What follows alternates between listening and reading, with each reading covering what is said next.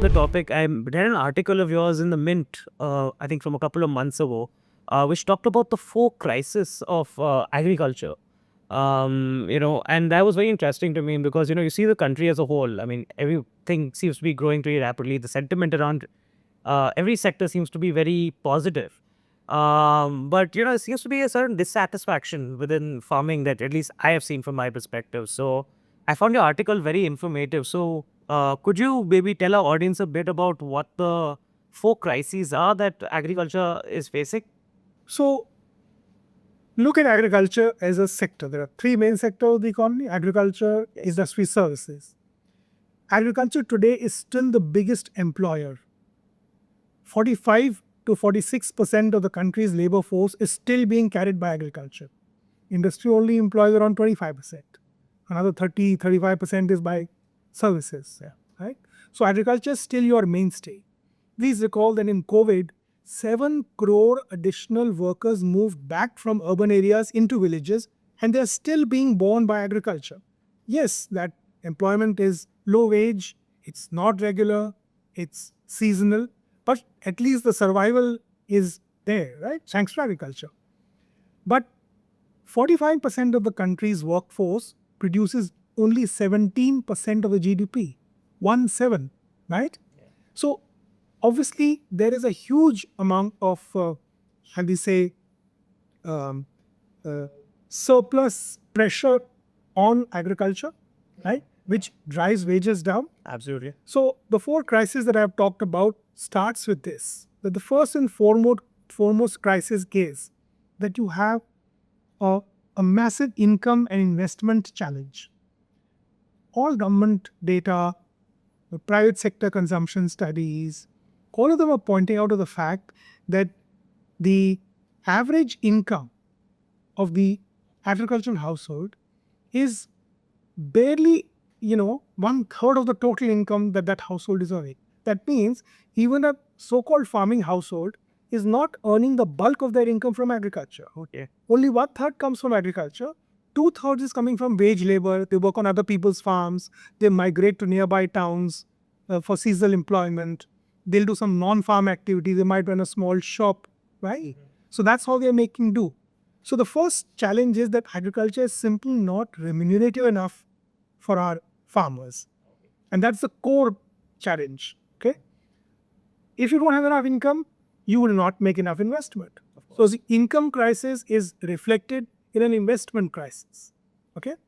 Around 25 years, 30 years ago, you could say the government was a big investor in the agri economy, and there was a matching investment by farmers. For example, if the government were to build a canal, farmers would then invest in leveling their fields, making field channels to use that water. Over a period of the last 3 decades, and this is not a short-term thing, it's a crisis that has been building up for at least 3 decades. So I'm not making any accusation against any present government in power in the center of a state. This is a crisis which has built up over 3 decades plus. So public investment in agriculture has consistently fallen, because of which private sector investment, when I say private, it means the farmers. Yes. Because the farmer does not see income coming out of the farm, he's not going to invest in land improvement, in better farm machinery, in putting sprinkler or drip irrigation, in installing a more energy efficient pump, right? Just like any entrepreneur. Like any entrepreneur, the farmer is the ultimate entrepreneur. True? We say we have the largest farm cohort in the world, 140 million or 14 crore households. Even if that number is, debatable, we certainly have something between 11 to 12 crore farm households. So these are 11 to 12 crore entrepreneurs. True?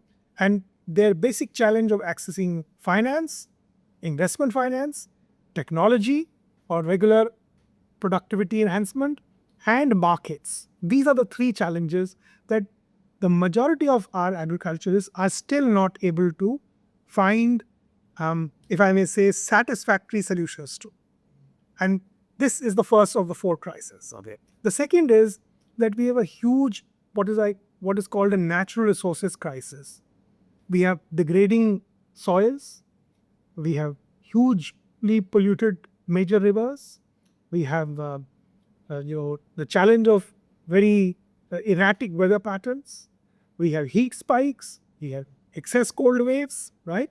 So all this is impacting the natural resource base, and the predictability of crops is becoming more and more risky, right?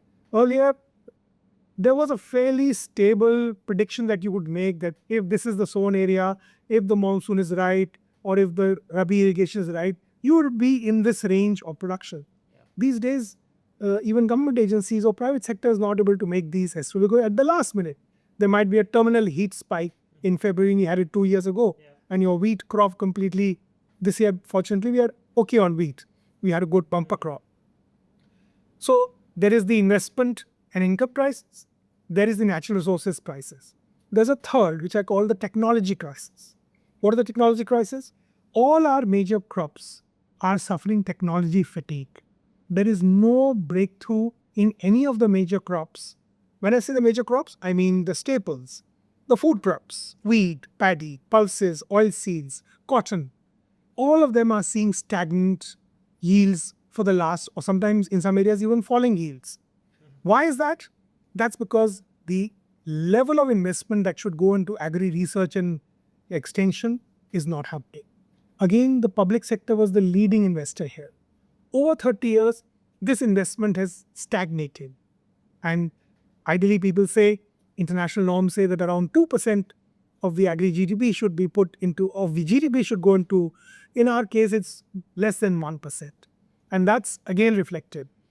Studies have proven that investment in agri R&D has the highest multiplier effect in the economy. Okay. Highest. You would think it's education or health. It is not. So we've talked about three crises: income, investment, natural resources, technology fatigue. Yes. The fourth, in my view, is the most critical crisis, which is the human resources crisis. Today, the youth in the rural areas is simply not interested in agriculture. They would rather join the gig economy, Yeah. come and be a guard outside your and my office, right? The average age of farmers in some of the states is now touching 50, but that's a very dangerous thing. Yes, absolutely. Who's going to be the next generation of farmers, right? We have not invested enough in making agriculture a skilled occupation, a glamorous occupation, an occupation which the young sees driven by technology and therefore is attracted to. Sure. I travel extensively. I was in Jharkhand 10 days ago. Every young man in the village that I met had a smartphone, either a shared smartphone or the family. It's very interesting. Sometimes there's just one smartphone in the family. Yeah. The father will use it in the morning. The mother will use it for some entertainment in the afternoon. The girl child might use it for some, tuition or something in the afternoon. But in the evening, the young man will take it and hit out and go with his friends, watch reels, make reels. So he has access to the same, sites that you and I are seeing in a metro, right? And his aspiration, naturally and rightly, is to those same things. But he doesn't see a pathway towards that. So he thinks, my father's occupation is a losing proposition. Why doesn't he just simply sell the land or mortgage it? Let me go abroad. We know that in parts of the country, youth have left in large numbers, sometimes even through illegal routes, right? The families have taken loans. They pledged land. So these are the four crises which I think really threaten what, in my view, is the single biggest achievement of this country, which is the food security that we managed to achieve for ourselves. In my view, there is no greater achievement that India has. India has many achievements, no question about it, in many scientific areas, in many industrial areas. But I would say that the single biggest achievement in India is that a country which produced only 50 million tons of food, 50. We were dependent on food imports, on food aid. America passed a special law called PL 480, Public Law 480. It was only to give food aid to India.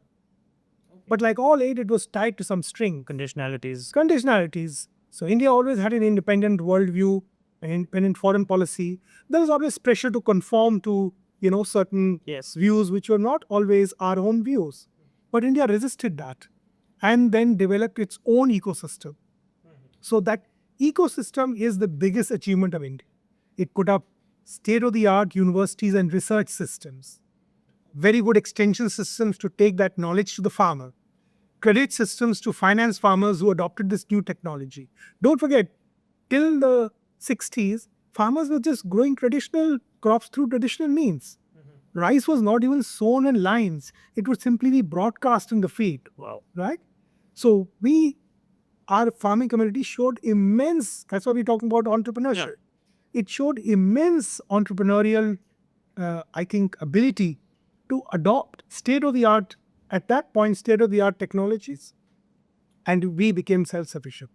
And that whole ecosystem consisted of, as I said, research laboratories, extension systems, credit supply systems, input supply systems.